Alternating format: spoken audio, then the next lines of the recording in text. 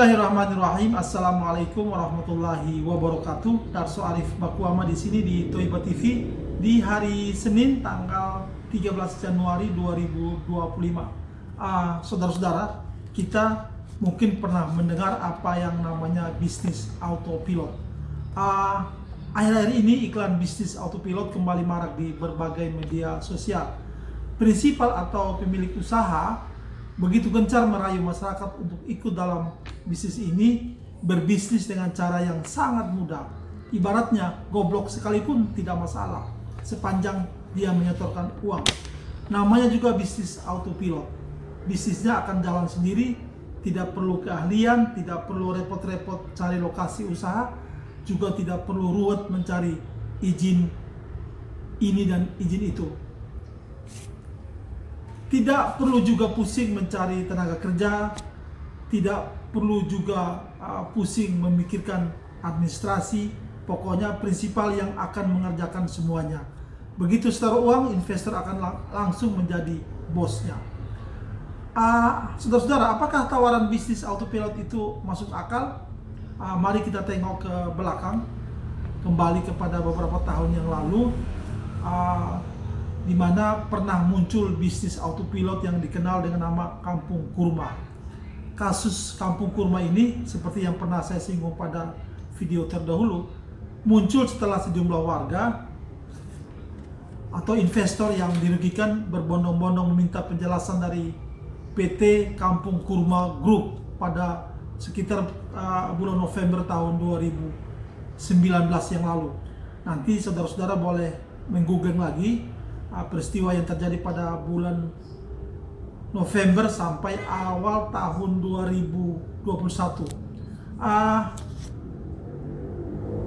Kampung Kurma ini, oleh bisnis atau investasi Kampung Kurma ini oleh Otoritas Jasa Keuangan atau OJK itu telah memastikan bahwa Kampung Kurma masuk dalam daftar kegiatan usaha ilegal yang berpotensi merugikan masyarakat sejak tahun 2019 kalau saya tidak salah catat.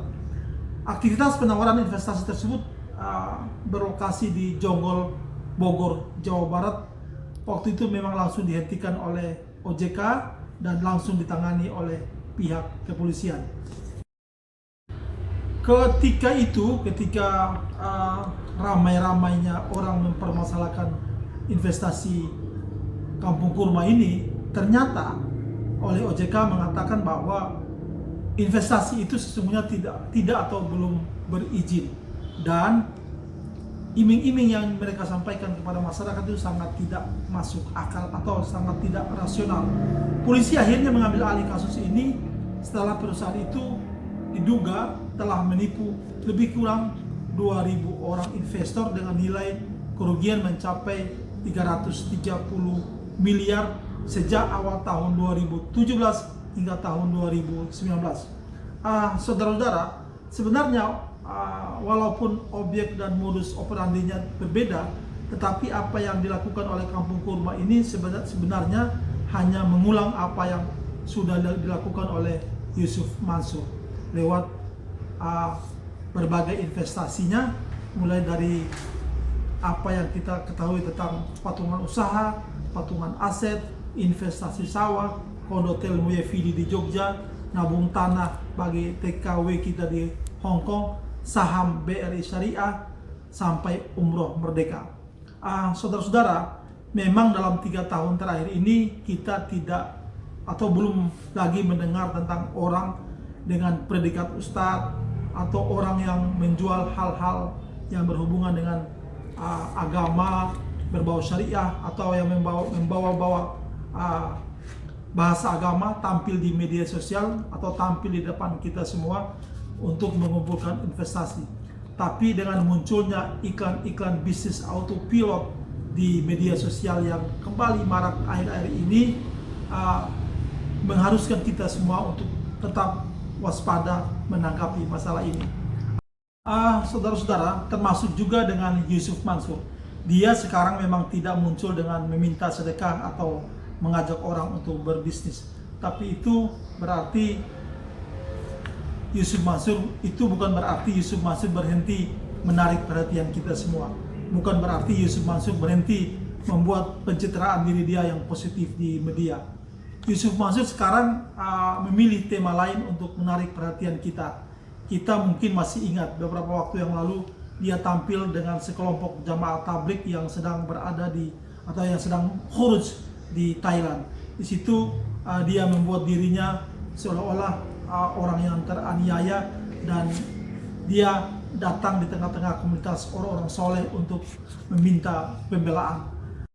Dia seperti mengadu bahwa dia adalah orang yang teraniaya dan butuh doa dan pembelaan dari orang-orang soleh yang sedang melakukan khuruj itu.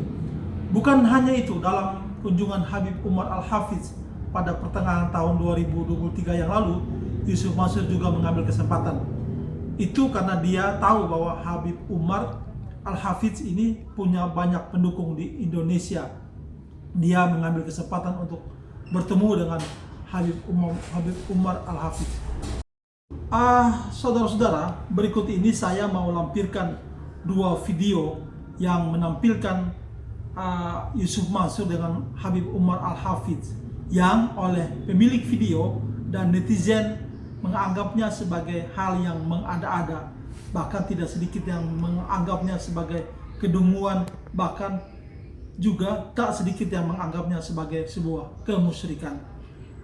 Ada juga video yang saya mau lampirkan berikut ini, yang oleh pemiliknya itu dia mungkin mau menyatakan kepada kita bahwa Yusuf Mansur dalam sebuah pernyataannya atau dalam pernyataan-pernyataannya itu mengandung bualan dan kebohongan, sehingga videonya dibuat dalam rangka kelucuan.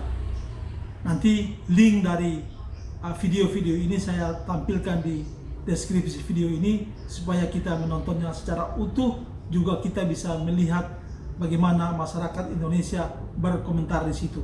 Anda juga bisa ikut nimbrung berkomentar di situ atau berkomentar di video saya ini.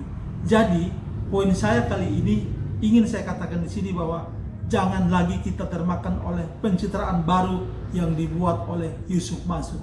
Jangan sisakan sedikit pun kepercayaan kita kepada bos warung Steak and Shake ini.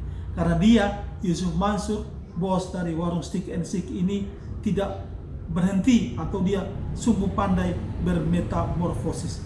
Mudah-mudahan video saya ini bermanfaat dan saya silakan untuk di-share sebanyak mungkin.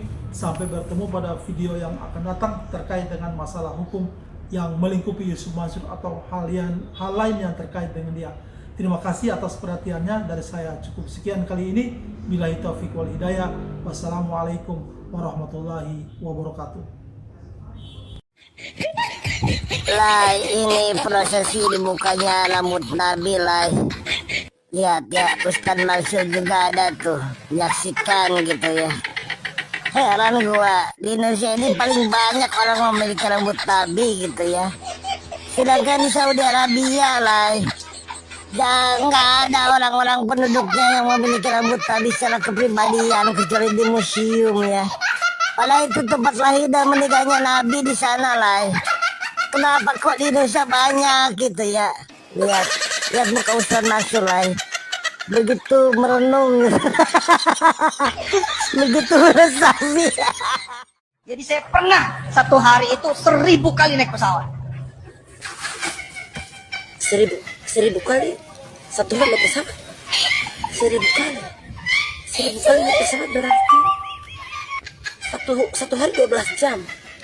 Berarti 1 menit berapa kali itu naik pesawat?